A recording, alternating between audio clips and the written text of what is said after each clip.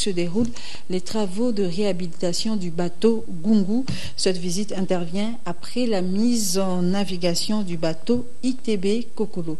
Ephésiane Toumilali et Ludwin Mafuta signent ce reportage.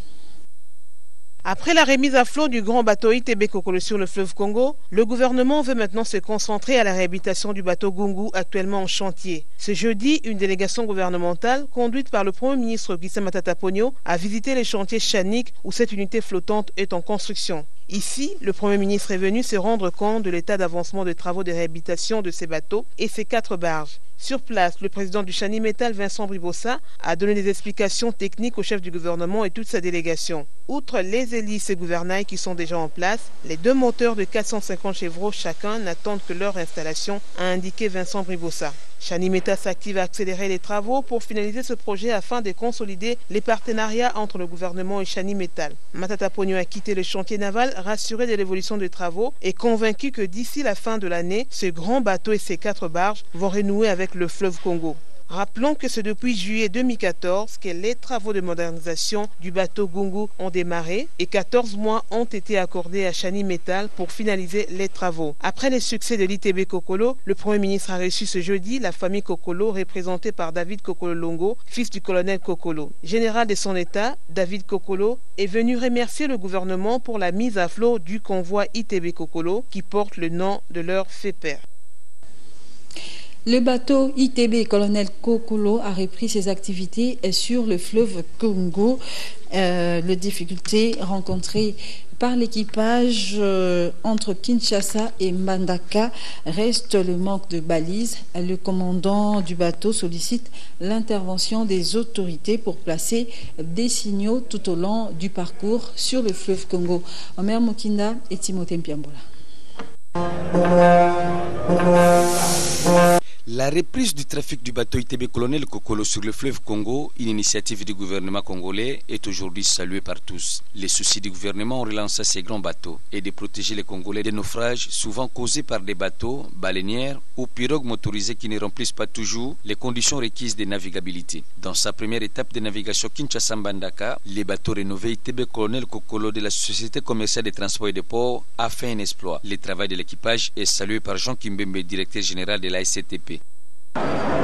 Na kopesa dongo nya mingi na équipage sali musala kitoko ba batterie masua batterie milimo ba bateau sengeto betela bango na maboko muke. Encouragé par l'autorité, la navigation Kinshasa-Mbandaka n'a pas été facile, déclare le commandant du bateau colonel Kokolo. Oui, très bien. Mais ici, je demanderai aussi au gouvernement d'entretenir la route. De soutenir la RVF. La partie qu'on appelle chenal de Maluku jusqu'au kilomètre 250, aucun signal. Et c'est un espace-là très dangereux. Il y a des roches, il y a de quoi, tout ça, mais il n'y a pas de signal. Alors c'est vraiment une catastrophe. Si nous conduisons de cette façon-là, ces bateaux plutôt, c'est suivant notre expérience. Sinon, pour les autres, ces bateaux peuvent rester acquis. Aujourd'hui, la population de l'Équateur est ravie de voir ITB Colonel Kokolo pour la vente de leurs produits des champs. Mais le prix du billet doit être revu à la baisse.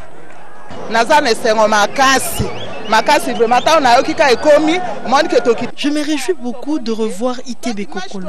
Dès que j'ai entendu parler de son arrivée à notre port de Mbandaka, j'ai accouru pour voir comment il a été réfectionné. L'image qu'on se faisait n'est pas celle qu'on voit aujourd'hui, mais notre inquiétude est seulement par rapport au prix. Il semble être exorbitant. Des inquiétudes que la hiérarchie de la SCTP va certes prendre en compte pour la survie de l'entreprise. Le Premier ministre Augustin Matata Ponyo l'a annoncé. Les travaux de construction du marché international de Kinshasa commencent dans quelques jours, exactement le 7 mai 2015. Élément qui vient matérialiser la vision du chef de l'État Joseph Kabila quant à la mise en œuvre de la zone économique spéciale, marché qui permettra d'écouler le produit de Bukangalonzo et de tout le coin environnant. C'est un reportage de Placide Matobo.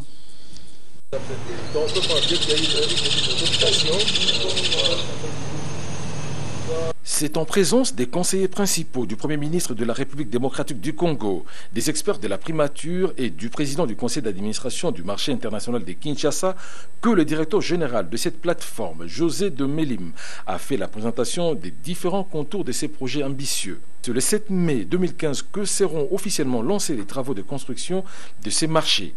Il vise notamment l'accroissement des investissements productifs dans le secteur agricole en réduisant les importations ainsi que la sécurité alimentaire.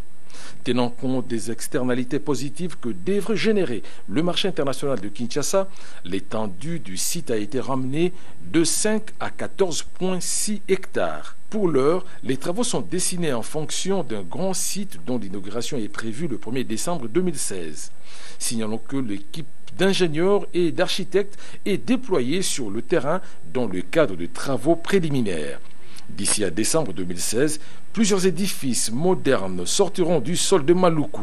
Il s'agit particulièrement d'un grand bâtiment destiné à vendre en gros les fruits et légumes et d'un autre devant offrir à la population la viande des porcs et des bœufs ainsi que le poulet frais. On y trouvera également une banque, un bâtiment administratif et une route bitumée. Tenant scrupuleusement à la croissance, l'émergence et au développement de la République démocratique du Congo, le président de la République, Joseph Kabila Kabange, a eu à inspecter le 12 décembre dernier le site où est prévue la construction de ces points de rencontre entre l'offre et la demande. De son côté, le gouvernement congolais dirigé par le Premier ministre Matata Ponyo Mapon a déjà mis toutes les batteries en marche pour concrétiser la vision du chef de l'État.